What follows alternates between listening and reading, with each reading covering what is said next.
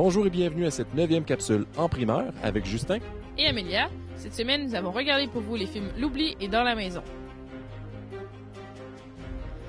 Cette semaine, je vais vous parler du film Dans la maison de François Ozon. François Ozon a récemment réalisé le film Potiche qui mettait également en vedette Fabrice Lucchini. Fabrice Lucchini interprète Germain, un professeur de français au collège, qui se lie d'amitié avec un jeune garçon qui s'appelle Claude, qui est assez talentueux pour la littérature. Il se met à écrire des textes qui portent sur une maison spécifique, mais il se rend compte qu'un de ses collègues de classe habite cette maison-là, donc il essaie d'entrer en contact avec lui et de devenir ami pour être plus dans le sujet de ses écrits. Le professeur avide, un peu voyeur, qui est Germain, encourage son élève à aller jusqu'au bout de ses écrits, sans compter qu'il peut avoir des conséquences à tout ça. Personnellement, j'ai aimé l'histoire.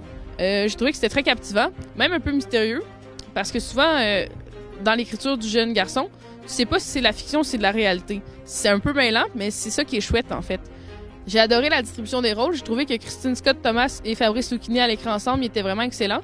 J'ai beaucoup aimé aussi l'acteur principal, Ernst Humoer, qui interprète Claude Garcia, qui est un jeune nouveau, je vous dirais, dans le monde du cinéma. C'est son deuxième grand rôle. Il avait joué d'abord avec Vincent Cassel dans le film Le Moine, en 2011.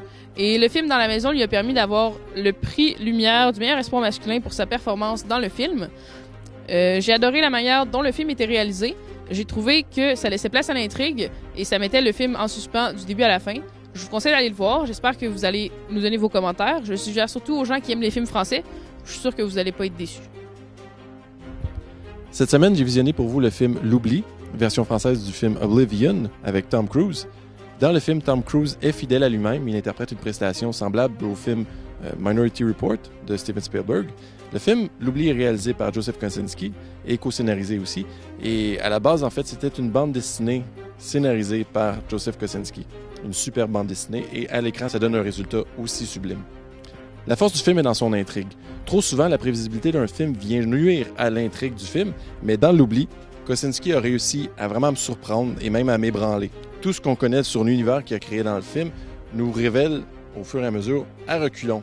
Plutôt que de penser dans le fond qu'on va avoir des réponses, c'est plutôt plus de questions qui se révèlent à travers le film. Et la structure, malgré cette confusion-là, reste très solide. C'est un film intelligent et à la fois complexe.